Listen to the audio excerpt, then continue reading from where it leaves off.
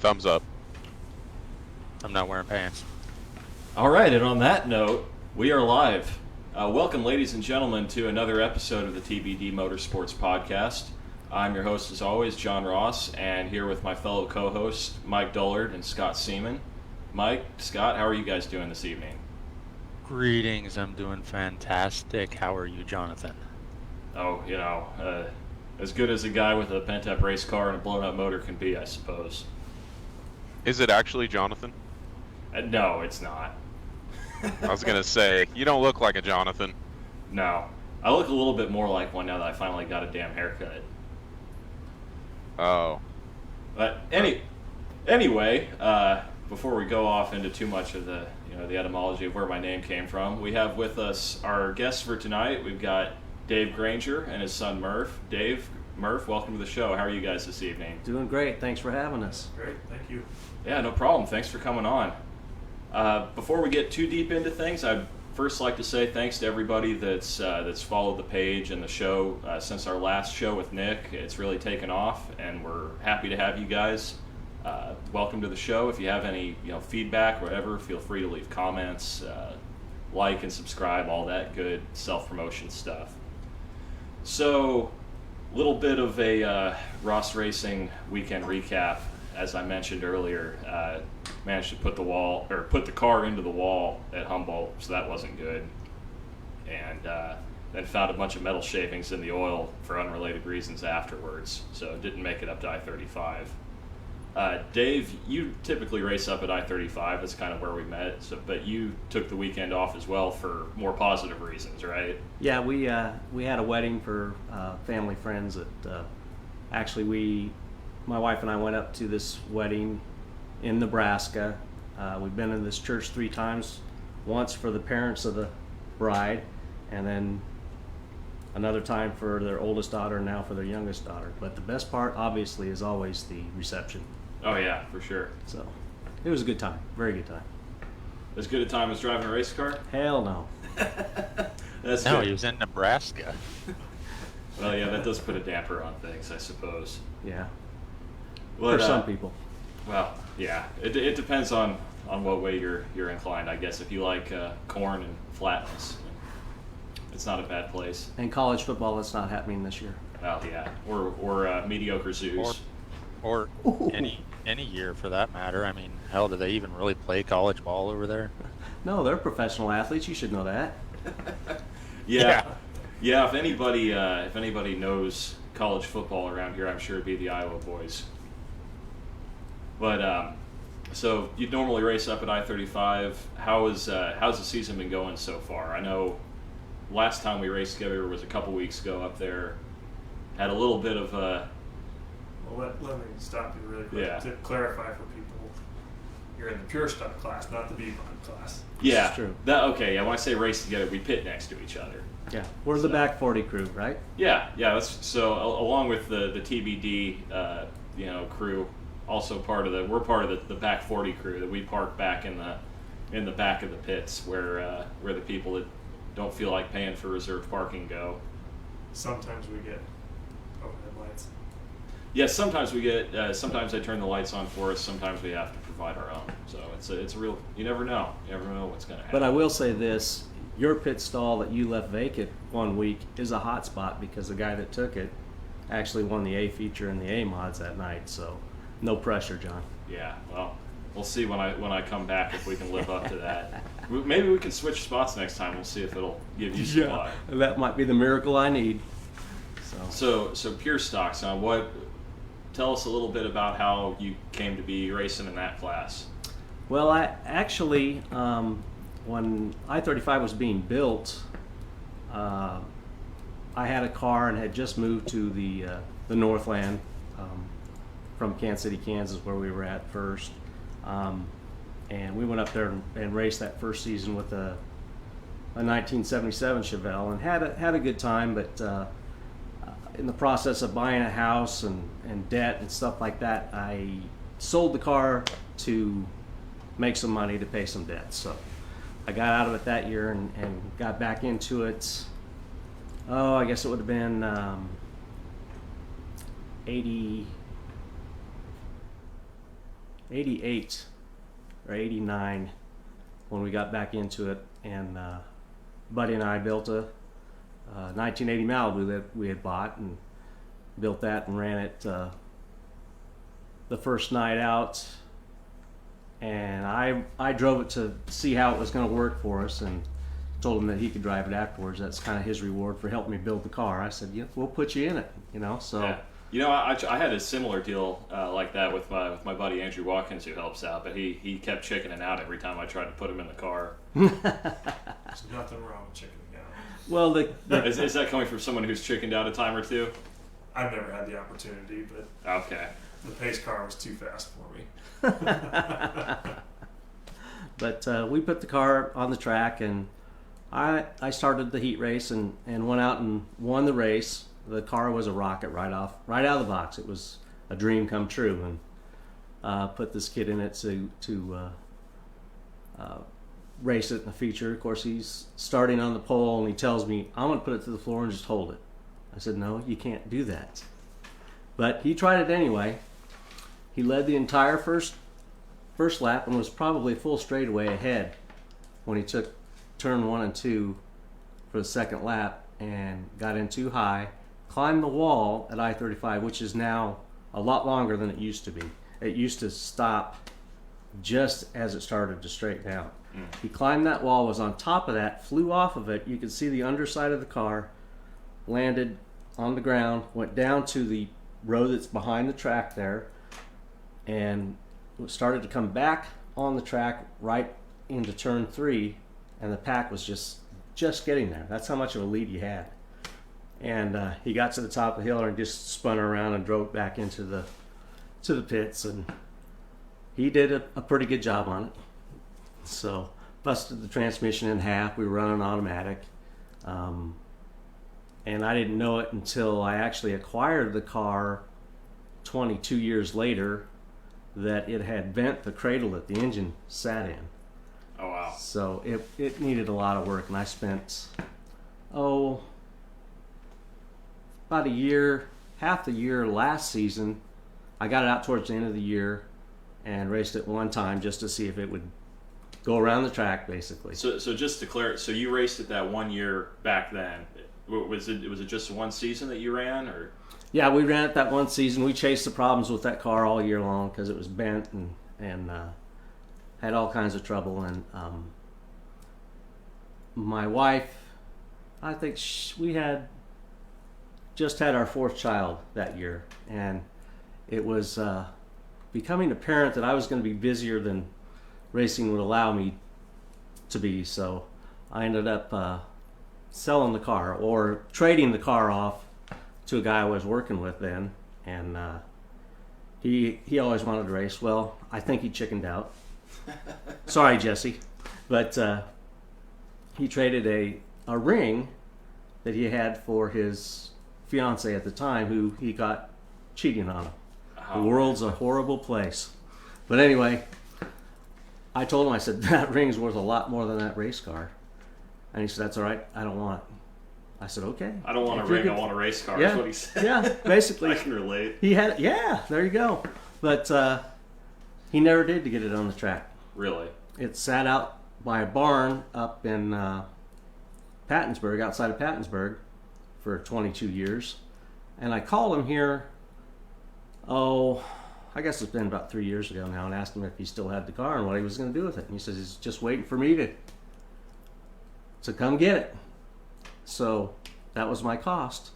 To buy the car back was to come get it. Really? So, yeah. So I'm hoping to make my fame and fortune with this old beat up car and give him some money afterwards, but right. That's yet to be determined. So it's the same car after all those years. It sat in the field for 22 years. yes. And then you went and got it back and said, all right, I'm going to go pure stock racing, basically. Mm-hmm. What all did you have to do to the car after it had been sitting that long to make it run and drive and race again? Well, there was no motor in it. It was just a rolling chassis, basically. Well, it was a stuck in the mud chassis, but I bought an old truck from my brother-in-law, 73 3/4 ton Chevy truck, and I bought it for the transmission to put in one of my other trucks that I was driving. And I thought, well, we'll see if this engine's any good. And basically, I took the engine out of the truck, went through it, put the cam in it that the rules would allow, and a new timing chain, and put it together. And it ran. It smokes a little bit, but it's still probably got the original bore in it. It's not over, so I'm underpowered for sure. But the car's handling a little better every week. We make some changes every week, and but probably the biggest problem I had with the car when I got it back was scraping all the moss off of it that had grown over the years. It was pretty interesting. So you taking it from being a sitting stone to being a rolling stone now. Hopefully it won't gather any more moss. There you go. So Murph, where did you get involved in this process? Were you involved with helping get the car back and work on it, or you just kind of pit crew? Just more so pit crew. I'm brought along to the heavy objects is what I'm kept around for.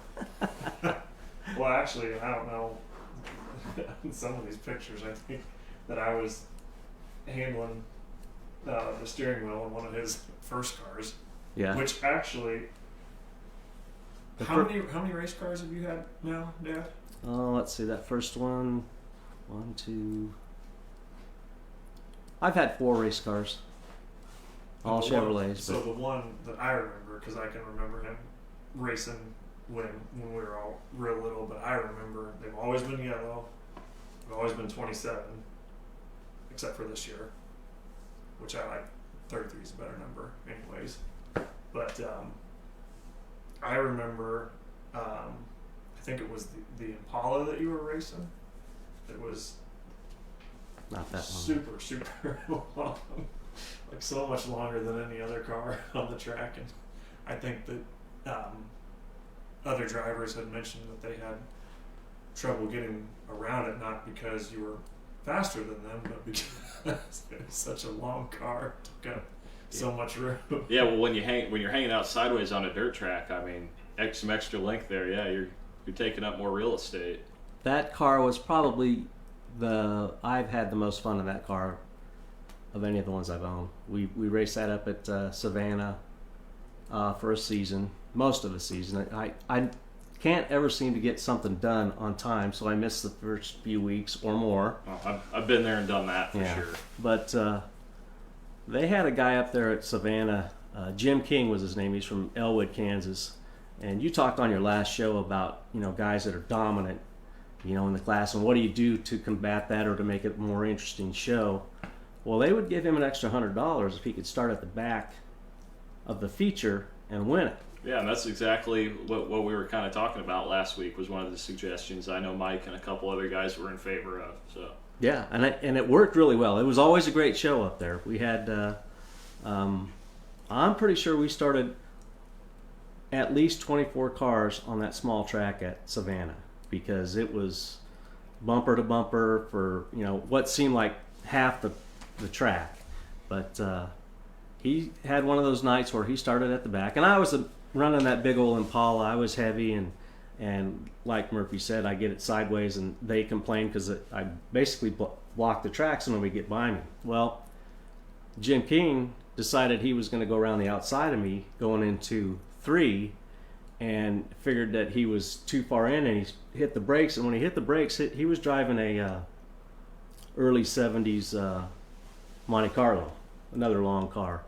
Well, he hooked my bumper, my right rear bumper, with his left front, and I drug him over the end of the track, and he rolled it.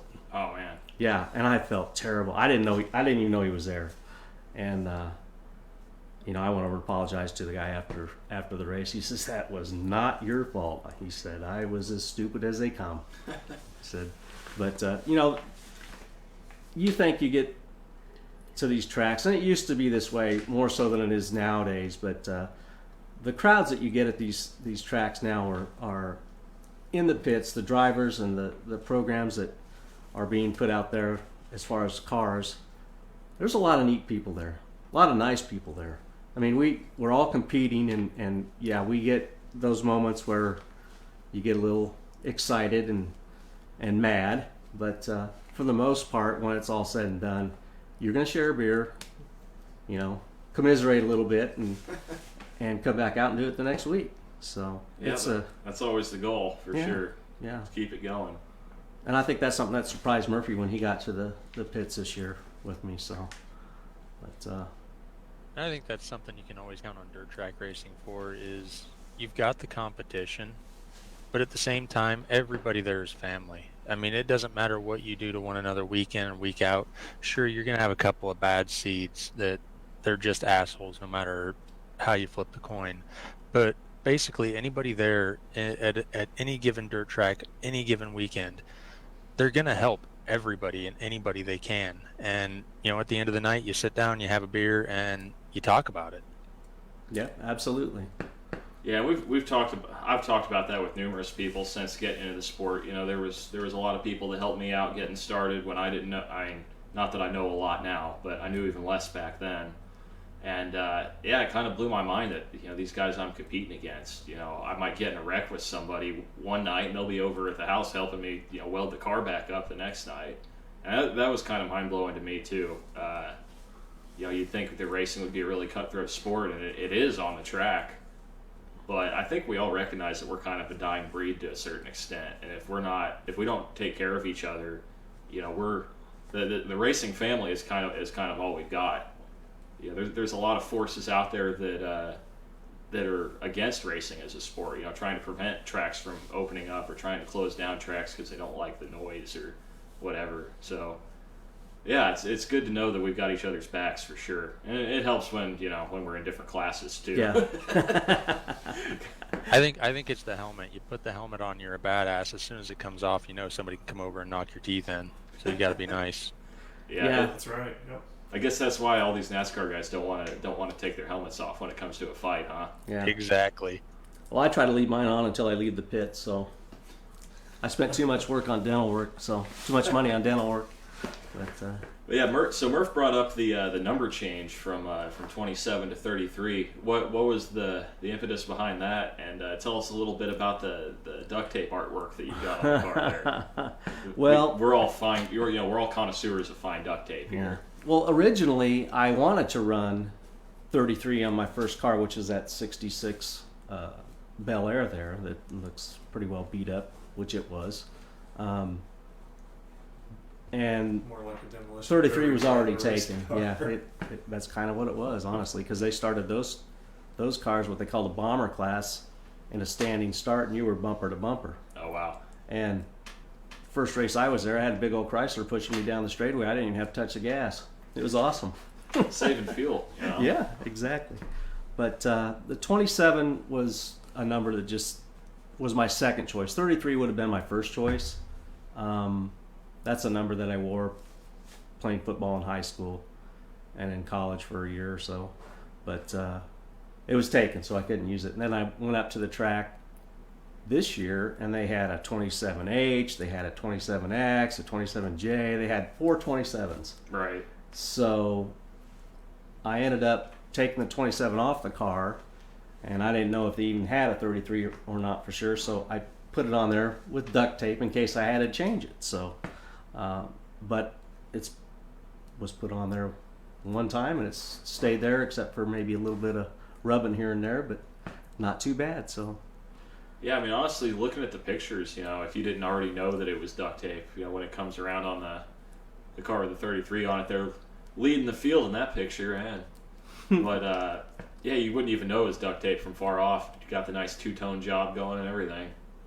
Yeah, I've always. Yeah, you could take some tips there, John. There you go. There's a close-up of it. I mean, what? How did you use razor blades to cut the tape off straight, or how did you pull that off?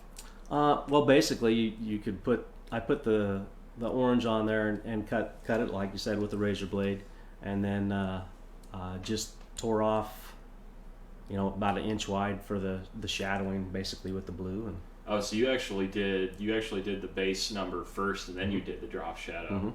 See, that's where I messed up. Is I thought I would put a base layer down that was the back and then fill in, but then of course it came all uneven and crinkly and. Yeah. And then I tried to use the chrome duct tape too, and that. Well, that's even harder to work with. Yeah. So it was really hard to get it to when it's shiny like that to not look, like duct tape. Well, they kind of discouraged that chrome lettering in the rules for our class anyway. I'm not sure about anybody else's class, but Yeah, I'm not sure about that. I know they don't allow it in NASCAR or any of the big series anymore, except for when they do like their special throwback races. Yeah. Yeah, that wasn't one of my talking points for the night, but I just remembered that the Southern 500s this weekend coming up. That's exciting. You guys follow NASCAR at all, or? I used to follow it quite a bit, but not so much lately. I will watch it if it's on and I got the opportunity to, if I'm not busy doing something. But it's Sure. it's a little different animal than it used to be. Yeah, that's for certain. I think they're doing what they can to make it more popular with new generations that are coming up that they're trying to draw to the track. There's a lot of purists that don't like the playoff system, but you know what? If it gets more people there and you can support a program with people, of course that's impossible this year, but Yeah. I think you have to do it. Otherwise it's not going to survive. That's what it worries me though, that I don't know if it is drawing the people in like they think it should. Like maybe they would be better off just catering to the purists. But is there any?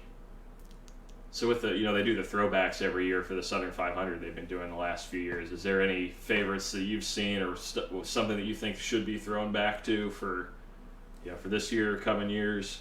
As far as rules or paint schemes or anything. I mean, right now they just do the paint schemes, but it would be kind of cool to see them do it as a throwback week for the rules too. That's not a bad idea at all. I actually have a great idea for this. Not only the throwback paint jobs, but throw those old school drivers back in those cars just for this week. Yeah.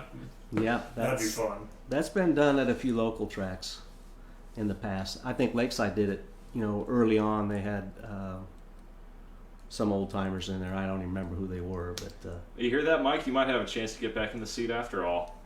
Hey, how about you shut your dirty whore mouth? I'm not that old. I can remember going up to Nebraska to watch the Cousins all race, and they had a special night up there one time that they had people in government. Yep. From the local towns up there that all raced, and that was actually pretty fun. They did a really good job, actually. It was pretty impressive. Yeah, I think they had the mayors of 4 small towns on the track at the same time. And Well, there you go. I've always said that like the presidential race or the Senate races or whatever, they should settle them with actual races. I always get disappointed when I hear something about the 2020 whatever race. I'm like, oh, there's no actual racing involved in this. There's a lot of money being spent, so it's similar. oh yeah, And a lot of big corporations providing sponsorship, but we won't go down the political route, I guess, for this conversation. one of the things that you asked about NASCAR and my following of it, I was doing a little reading on it today, figuring that there would be some questions, but they talked about the lane choice that they put into effect in NASCAR. Yeah, the choose cone rule. Yeah. So I think that's a great idea. I mean, because what you're finding in NASCAR, a lot of times, what I've seen over the last few years is when they're coming out of the pits, they're trying to come out in a certain position so they can get, bottom or top or whatever lane is faster for them. Right. Which creates some interesting issues, which is all part of it. But I think being able to make that choice I keep talking. helps the guys obviously get an advantage. I couldn't agree more, and I think that is the best thing it has done for NASCAR. That choose cone is alleviated the congestion you see at the end of pit road. These guys playing these little mind games, and you know what? Just go out there, do what you're gonna do, and then pick wherever the hell you want to be. Yeah, exactly. And all that stuff, and I've seen more people get hit in the pits this year than I think I've seen for a long time. At the NASCAR level, I think they had Yeah, there were some pretty bad ones. I think it was one of Ryan Blaney's guys, maybe. Yeah. Got hit, had to go to the hospital. Mm-hmm. And they had somebody last week too. Yeah. I believe it was last week. It might have been a couple weeks ago, but yeah, that's something I guess they've done what they can to try to make it safer, but it's still a dangerous sport, and you know what you're getting into. So preparation and practice for those guys that are in the pits is, and you look at that and the times they're putting down for what they're doing for pit stops, that's amazing. Yeah, especially now that they actually have even less guys allowed over the wall, and they took away their special fancy helium-powered pit guns and all that stuff. For them to still be able to rip off, 13, 14-second pit stops is pretty crazy. Yeah. What about you, Scott? You got any opinions on the choose cone rule? I haven't heard from you much tonight. I actually like it. I feel like it adds another element and kind of goes, back to the dirt track routes a little bit, short track routes. Do any of the tracks up there, to you guys up in Iowa, do any of the tracks up there run a choose cone rule similar to that? Because I feel like around here it's really not a common thing. I haven't seen it. I wonder if that's maybe more of like an East Coast thing. Do you know if they run that at Norfolk? I don't know. I haven't been up there for a while, so I'm not sure. I don't think I've seen it, but it's been a couple of years since I've been up there. I know everybody seems to be going to that Delaware restart thing. Yeah, I don't know if that's specifically a USRA thing or because that's. I think everybody kind of follows the Delaware double file. Yeah. Now they do that up here with IMCA too. So Yeah, I was thinking I saw it that way too. So. Which I do like that. You get a little bit of the lane choice with the second and third place cars, but then after that it's kind of, everybody just falls in where they go. I almost wonder if it wouldn't be better for NASCAR to go to single file starts on these tracks where it's, but again, I'm one of the purists maybe that Dave was talking about earlier, that it just seems like too much of a gimmick to me that some guy that's running back in 10th or 12th can pick the quote unquote wrong line, the line that's at a disadvantage, and then put himself up in the front. I understand the strategy behind it, but I'd rather see how things play out without all the kind of jockeying. Yeah. But I feel like if you were to do single file though, with even what is it, a 38, 39 car field now, you get on places like Martinsville or Bristol or Richmond, and you're going to be running into lap traffic by turn 2 of the second lap. Well, you forget, or maybe you don't, but you're neglecting to mention anyway that they did single file restarts up until I think 2005. They didn't do, what was it, inside X amount of laps? Well, yeah. Because they had always done double file, but lappers to the inside. Right. So if you were a lap down, you would start on the inside, and all the lead lap cars would start on the outside, and they gave Correct. That was prior to the lucky dog rule, so it kind of gave the lap down guys a chance to race for their lap back. I think you got to give NASCAR kudos for making rule changes and program changes to, like I said, help make it more entertaining. You talk about what they used to call the Winston, the race where the All-Star race or whatever. Right. I mean, how often can you watch millions of dollars just get tore up like that? It's going to happen, and it's like there's a whole lot more money out there than any of us are ever going to realize. So it's kind of interesting to see what they can do and get away with, and how mad those boys can get at each other and slap each other in the face and hurt their hands when they hit the helmet, So,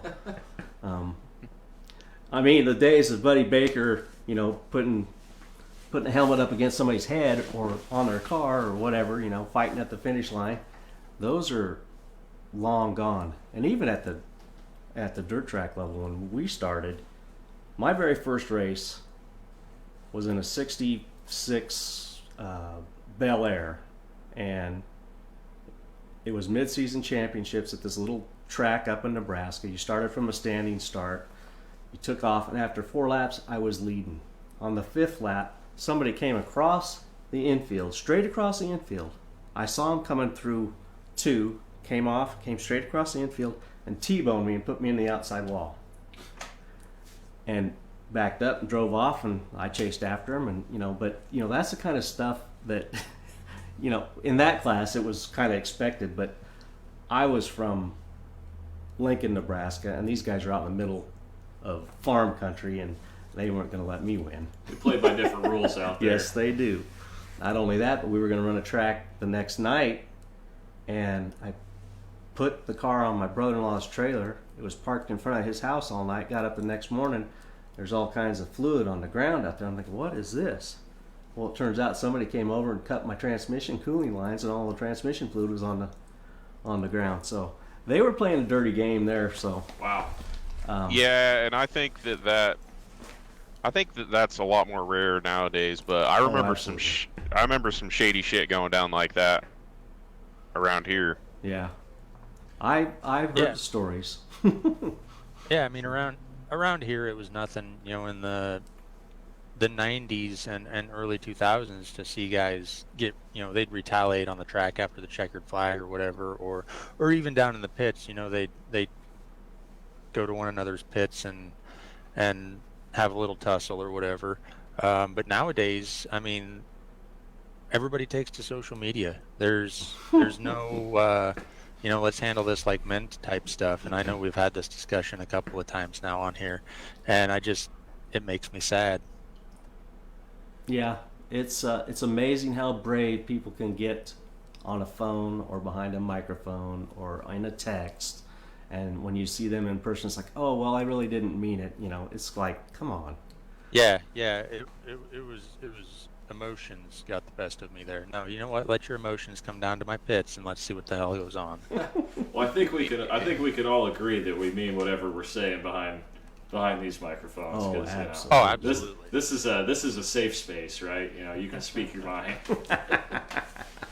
If you need a cry corner, go find somewhere else. Yeah, there you go. Yeah, there's no crying in racing. I've always kind of been the same guy no matter what. Like That's- anything that I'll say when you're not around, I'll definitely say to your face. That's the way a lot of people should be. And there is crying in racing. Just ask Jeff Gordon. Yeah.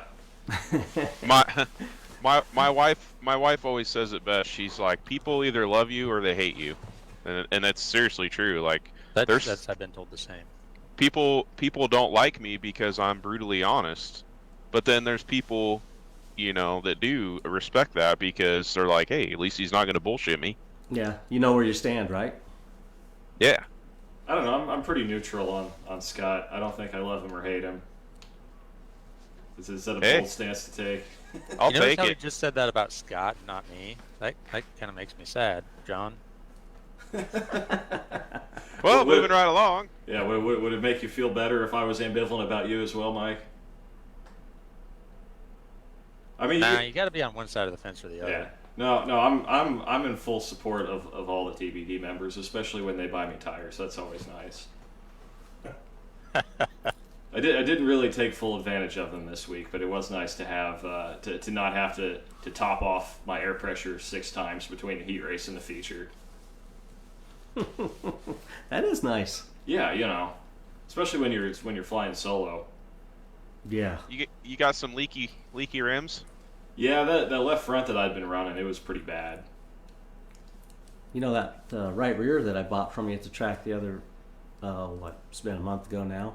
I should be thanking you guys for this, the tires too, because I'm buying them secondhand now. So, but that one had a slow leak in it too, and I ended up taking the tire off, and there's a piece of rim about 4 inches long that had curled up and was stuck right through the edge of the tire, right where the bead is on the tire. So- Really? So it screwed up the tire? No, I used it. Okay, I was It gonna was say. just it was underneath the beadlock part of it. I was gonna say I got some more tires out here. I'll just give you another one if that one was bad. I don't like to. What about the other 4 that It are was bad? bad, motherfucker. Yeah. I got some stuff you can use, John. That'll you put it on your beads and it'll really help seal your wheels up, and it comes right off. Oh yeah, what's that? When we get done here, I'll go out to the garage and grab the can and take a picture of it. Okay. Basic. At first I thought- Galvanized rubber really does that well. Yeah, like an RTV type material. Yeah. Yeah, kind of, sort of. I can see the label on it, but I can't remember the name of it off the top of my head. Well, this has been the TBD Motorsports Low Budget Racers Tech Corner. Tune in. Yeah. Tune in next week. Where we tell you how to, Sponsored by Milwaukee's Best. Yeah, sponsored by Milwaukee's Best Light. It's funny. I realized I've probably made this joke already, but I realized when I was drinking it a while back, because I've always been a Miller Lite guy, that it's actually made by the Miller Company. And I felt like, in the Pina Colada song where he goes to the bar to cheat on his old lady, and he finds out that it is his old lady. That's kind of how it felt. I assume. It's a terrible feeling, isn't it? Yeah. I mean, it's cheaper than Miller Lite, so why not? Yeah, I told you what I liked about it and why we used it in our wedding reception many years ago. Murphy was saying today that he was thinking that I would probably be the oldest guest you ever had on your show. So, to date, probably. We'll see. There's a few old timers. I've met some guys, in my short time in the local scene that have been around for a long time, done some really cool stuff. Bobby Russ Wood, Kent Crane, the True Love family. Yeah. So, some of those guys have been around the local scene forever, and I'd love to get them on the show. Of course, sometimes explaining what a podcast is to some people is like. Yeah, that was my week last week. yeah, explaining to me what a podcast was. Yeah, so tell us a little. Did you have to do some research to kind of figure out and prepare what to expect, or? You know what? Hold on, I got this, Dad. I explained it to him what was going on, and he listened to the show last week. It was maybe about the funniest text I've ever got from Dad. Oh, you just talk. I think You got it. I'm pretty good at that. Nailed I think it. I can do that. Yeah. Yeah, and it's fun, like obviously we're pretty free flowing with the format here. Some show, and we've tried to do some segments in the past, and sometimes I like to try to get some trivia in there and stuff like that just for fun. But yeah, it's a good time. We just get together and we talk about racing. So Things have changed a lot in 22 years. Yeah, I was going to say, talk a little bit about the differences between. Oh, that car there. Yeah, that was something I was going to ask is, hearing how long you've been in this sport. I've been in it since I was 6 years old. I'm 38 now, and I've been around it for just about as long as anybody here. But I haven't been driving. So, what's the difference between driving then and now? Well, it's pretty easy for me to tell you this because I was out of it for 22 years. So back then, the car that I was driving, well, one of the cars I had a 77 Chevelle, and if you notice, that's got there's a hole in the hood for the air breather to come through, but that was a Charger car way back when I-35 first opened, and that was supposed to be their up-and-coming class. So it was a step above a factory stock or a pure stock or a bomber or whatever they were calling them at the time. But basically it was the same car. You couldn't run weight jacks on it. You could run an aluminum intake. You could run headers on it. And you could have a 1-inch spacer for the carburetor to get it up. And basically that was it. And bigger tires. So back then, factory stock literally meant factory stock. Yeah, Like you were running stock manifolds, just cutting the pipes off. Most of the time, hell, half the cars still had air conditioning in them. So, it was just basically you get the For car. those hot summer nights. Yeah, exactly. Right. Yeah, those are the real racers, boys. Yeah.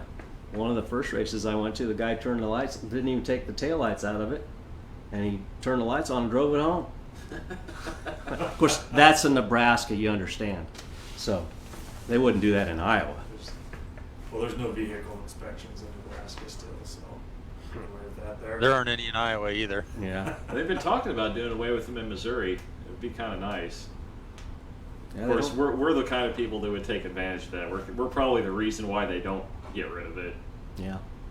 When we started racing too, all we had to have was a lap belt and a shoulder belt, and that was it, and a helmet. Right. No fire suits, no boots or fire shoes for, that kind of stuff. You had to have a fire extinguisher in the car, but that was pretty much it.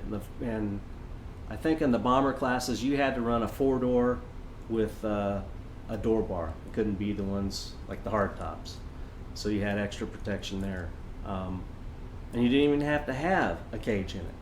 I put a 4-point roll bar in mine, and that thing was a thing of beauty. I'll tell you what, it was 3-inch pipe and it came straight up out of the windshield and back to behind the seat. So it was, I spent more money on the pipe for the dang car than I did for the car. So, So what about like the suspension and all that stuff? How's that changed since then as well? The suspension has changed a lot. I think the most I did on any of my cars was everything had to be stock, basically, in the stock location, just like they do now. But I see that being, altered a little bit too. It looks like to me, anyway. But if we wanted to change the characteristic of our rear springs, for instance, that 77 Chevelle, we took and clamped the middle coils of the rear spring together and welded them, dropped the rear end down, and stiffened it up a little bit. That's about the extent of anything that we did. Some guys were putting driving 2x4s between the springs to get more lift, or it was crazy. And for ballast, if they wanted some more weight, you still had the trunks in the car. You had to take the tank out and put it in the trunk. But a lot of guys were bringing a shovel to the track and just scooping mud in the back right side of the trunk for that ballast. So, I mean, you did whatever you did. You were racing junk. I mean, most of the guys couldn't afford to put tires on them. They just, whatever was on the car when they bought it or got it. From there to, like that Charger car at I-35 is probably more like, at that time was,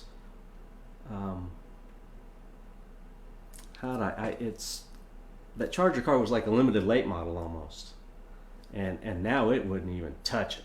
Right. I mean, because it literally was late model, as in like a newer car essentially, which is what that class, I guess, originally, where that name of that class originally came from. You didn't have any of these racing bodies that you've got now. That was before the IMCA modifieds showed up. And actually the first IMCA modifieds were old Vega bodies and what's the other one? The Mavericks? The Gremlins. Yeah. Gremlins and Vegas and Pinto bodies. And then they had some kind of front end thrown on it. So you could talk to Bobby Lane about that. So I think it's amazing you're sitting there saying that these guys were coming in on whatever was on the car. As far as tires, they couldn't afford to put tires on the car. And, this is back in what, the 70s or 80s? 80s? Yeah, it was in the 80s, mid-80s. Yeah. And, you think about that. These guys are going out there on P-Series or bias-ply tires and running these dirt races. And now you've got to spend $1,000 for a set of wheels and tires just to go out there, and most of these guys throw them away after 3 or 4 nights. That's what I'm counting on, because that's what I'm running on. So I remember when they started coming out with those new tires. Heck, these guys are getting these new tires and they're shaving them down. What's the point of putting a new tire on it? Back in the day, like I grew up around figure 8 racing, and I remember how big of a deal it was when I think IMCA, a lot of the cars were running McCreary's. Yeah. And a lot of the figure 8 guys started getting hand-me-down McCreary tires, and it was like a second a lap faster. Oh, yeah. Fun fact, the McCreary, American Racer actually is McCreary. Is that right? It's the same company. Yes. And they recently, they changed all of their brands over to the American Racer name, and they actually just recently, I think, maybe last year, brought the McCreary brand back for their asphalt racing tires. So I was gonna say, if somebody wants to restore a car and put actual McCreary's on it, I might have some out in the barn somewhere. Oh yeah. Because that's what we were running in that Charger class. So nice. I can remember when your neighbor was racing. There was only 3 classes. There was stock car, Chargers, and modified, and I think it would be the modifieds then were what the A mods are now with the 4-barrel. Yeah, it was just modifieds. There was no E class or B or A.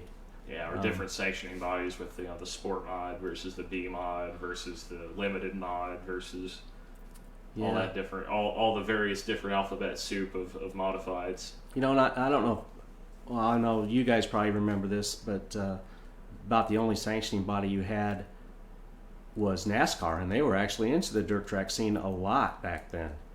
And Lakeside, when they were first asphalt, and then they changed it to dirt. I think even then that was a NASCAR sanctioned track.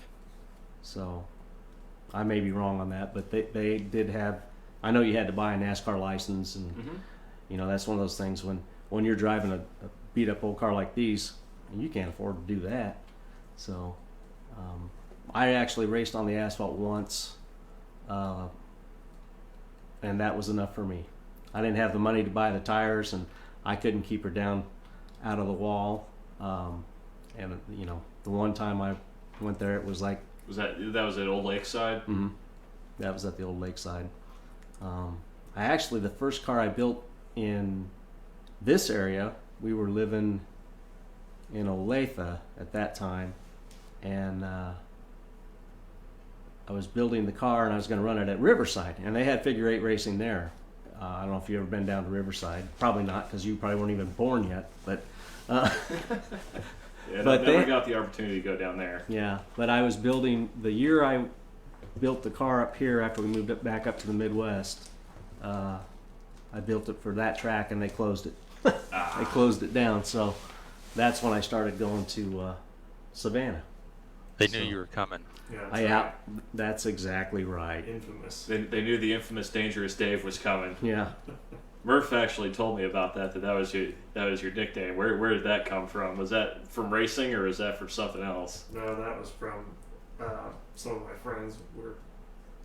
I was moving back up to Kansas City from Springfield. Just got finished with college down there, and Dad and my sister came down to help me move, and my friends and I all went out to the bar one last time, and Dad came along, and you know, friends were 3 beers deep, and it just started calling him Dangerous Dave, which was pretty comical because the whole time that this is happening, I'm trying to, you know, guys, quit giving my dad beer.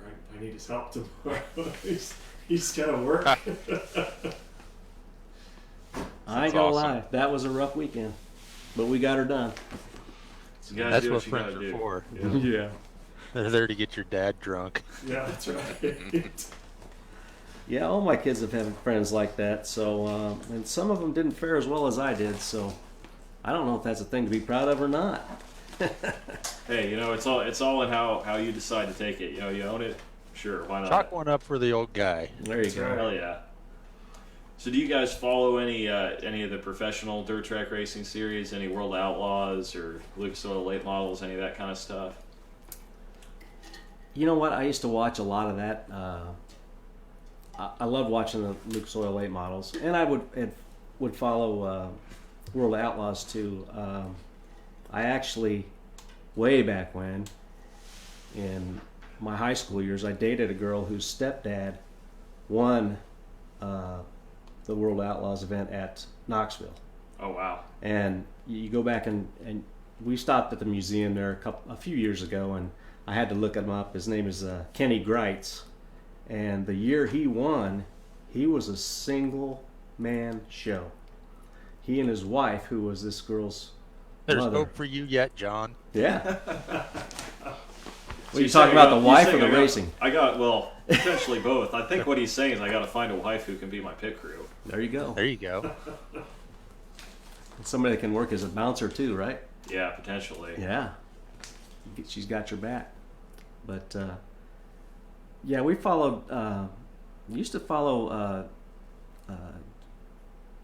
Joey Saldana's dad, Little Joe Saldana, Mm-hmm. and my dad was actually working in a machine shop, and they were making suspension.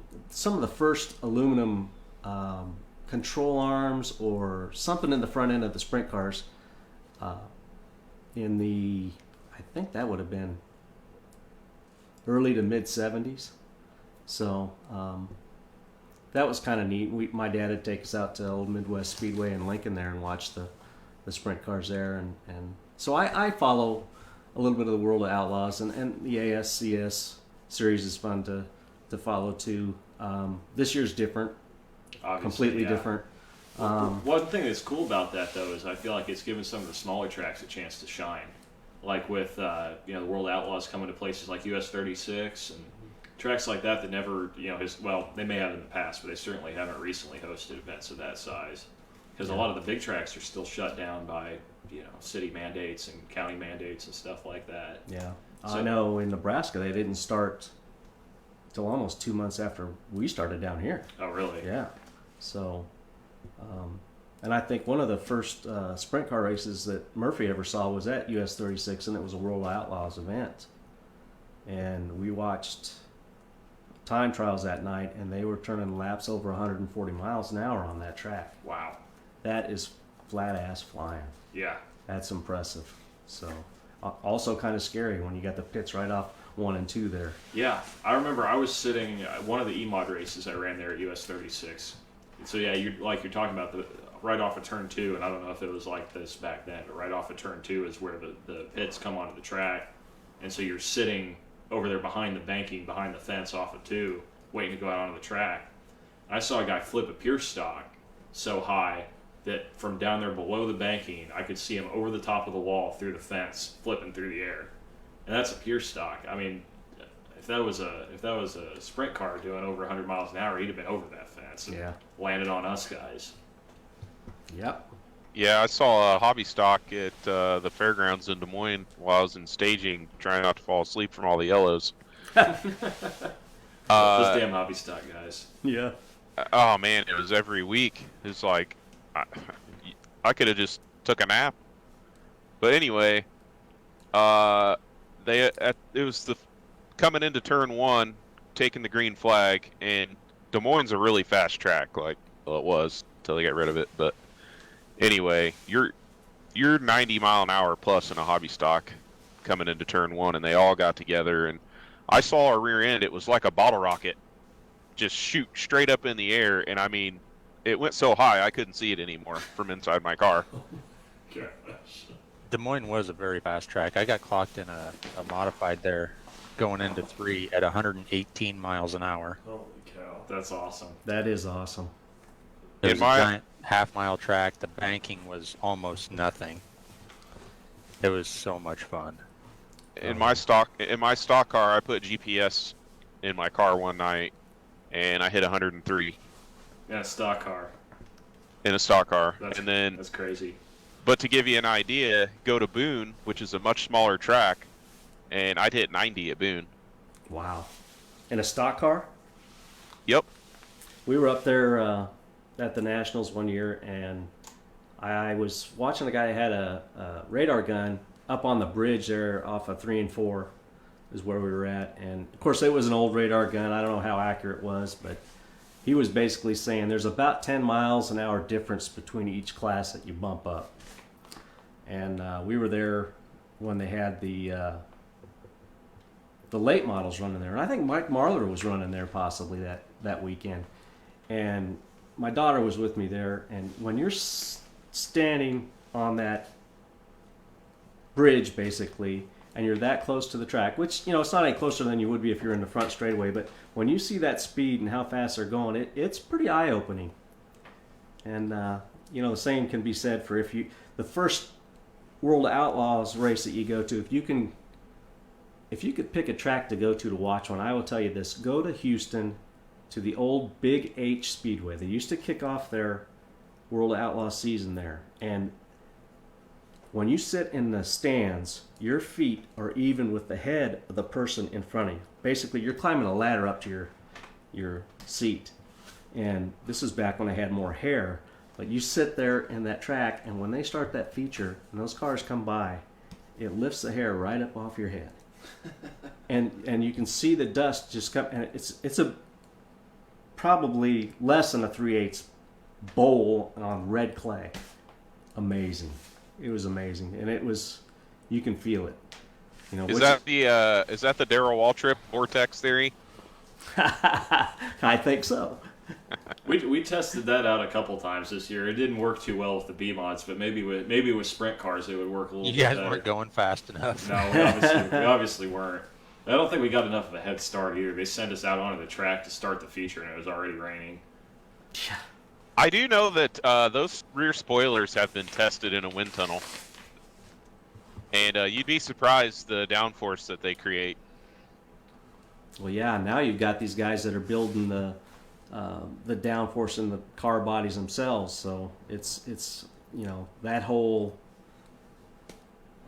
series is kind of neat. I mean, you look at the ingenuity that they've come up with to take advantage of the wind and the downforce, and I mean, that's amazing.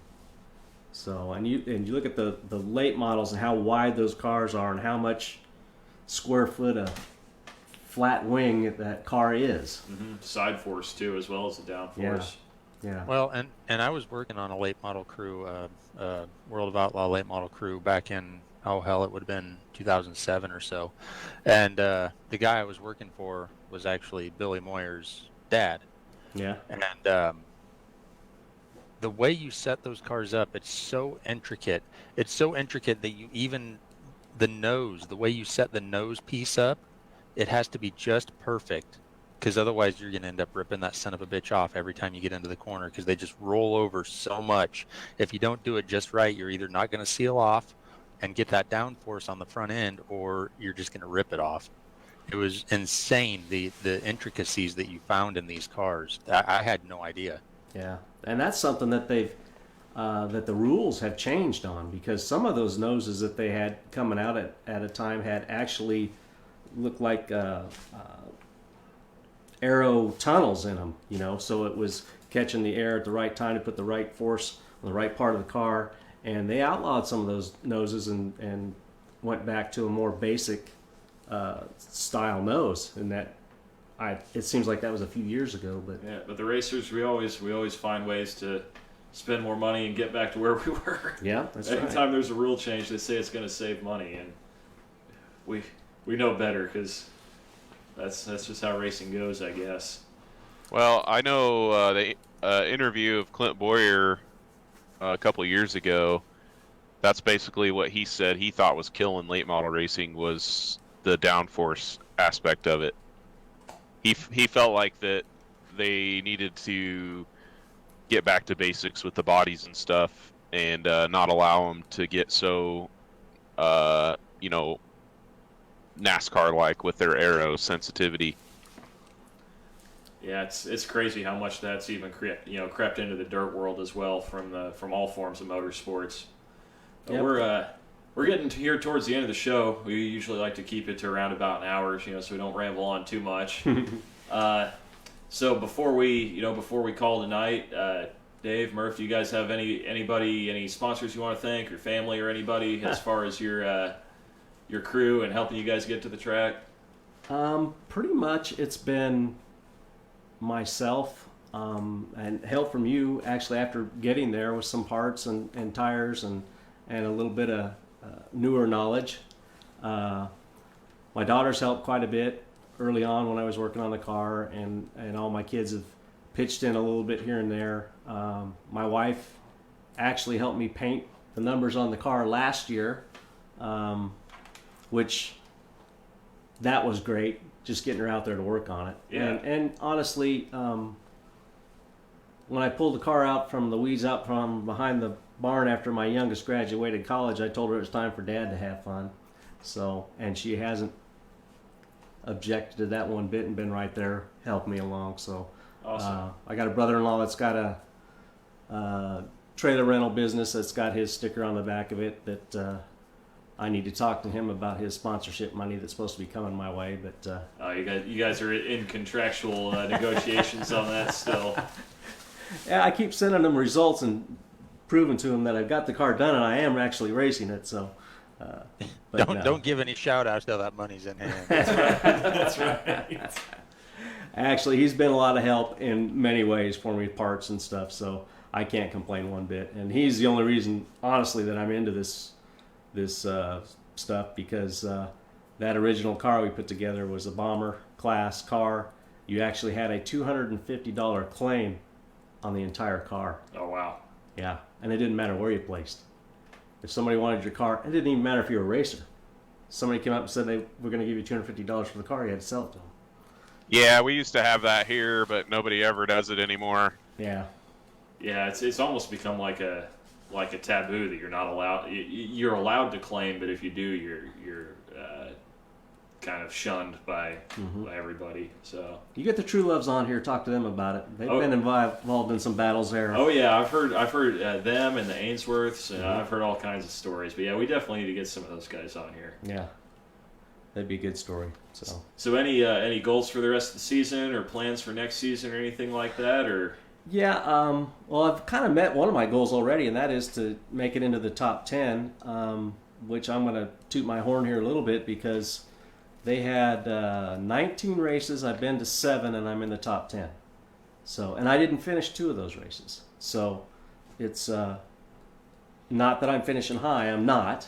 But my goal is to have to be scaled, I guess. Let's put it that way. So that means step by step. It's getting better week by week. Every Awesome. week. So Yeah, speaking of scales, we need to get your car on the scales and see if we can't find some more speed for you. yeah, I went across the scales the first week I was up there because I had no idea what it weighed, and they told me I had to weigh 3,100 pounds, and I was at 3,060. I'm thinking, wow, this isn't near as heavy as I thought it was. So obviously we built it light enough, but now we got to add the weight where we want it. So. Right. Well, that's an advantage then. You know, you've got the flexibility to do that. Yeah. So, and then we're going to work on the power and the thing over the winter, and we'll come back as long as I don't tear it up too bad, and have some more fun. It's been a blast. I mean, the fact that I'm out there and I got my son helping me too, that is a shock.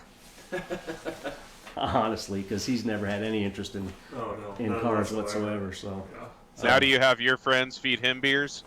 You know what? I'm old enough. All my old friends are dead.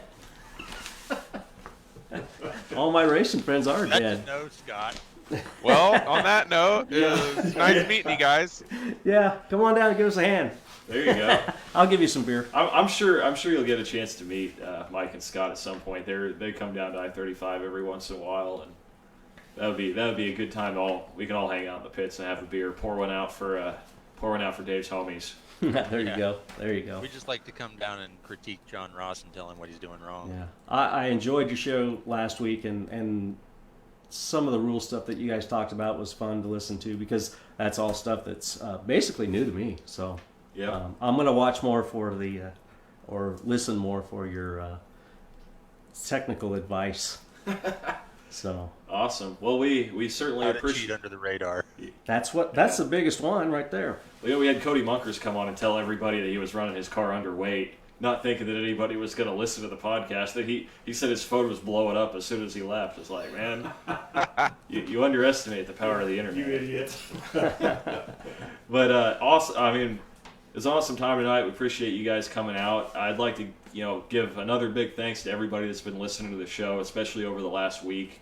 The popularity of it is, we're still a little fish in a big pond, but it's awesome to actually see people tuning in and listen to us just bullshit about racing. Yeah. I got to give a big thank you to Philip Wilson, the announcer at I-35. He's been shouting us out up there and giving us a little bit of free publicity. So that's a great deal. Hopefully some of you guys heard about the show from there and are listening. So thanks for coming to the track, and thanks for listening. I thought it was amazing when these guys referenced, last week's show. I was like, holy shit, we actually have people that listen. That's what you call brown nosing, buddy. We have two listeners now. At least. Well, any final thoughts from anybody before we sign off for the night? Mike, Scott, you guys want to chime in on anything before we call tonight? No, Hey, I've enjoyed these last 2 weeks with these, the guests that we've had. It's fun hearing the stories and how people come up, and I think that's kind of a big part of what people want to hear. They want to get to know the people that they're watching week in and week out. So it's pretty cool. Well, come on down and have some beers, and we'll talk some more. Sounds like a plan. Hey, Beer. John, have you introduced any of these people to iRacing? I have a little bit. I know I got Cody to give it a try, and he thought that was something else. He didn't really take to it. I don't know. I haven't talked to Nick about it. Might have to see if these guys want to check out the sim rig before they take off for the night. Yeah, sign me up for that. Sweet. Hook them up, John. Let's Put get the 'em lotion ready. and the nudie mags away before you go let them in there. Oh, Jesus. Never No, mind. no, I just got to clean up the empty beer containers and bags of chips and whatnot. All right, well, thanks again, everybody, and we will see you at this time again next Monday. We got a couple, haven't lined up a guest for sure, so if you're out there and you want to come talk about racing, come join us. Got a couple people we're talking to. We'll make sure we've got somebody exciting to talk to again next Monday. Until then, see everybody out at the track and have a good weekend.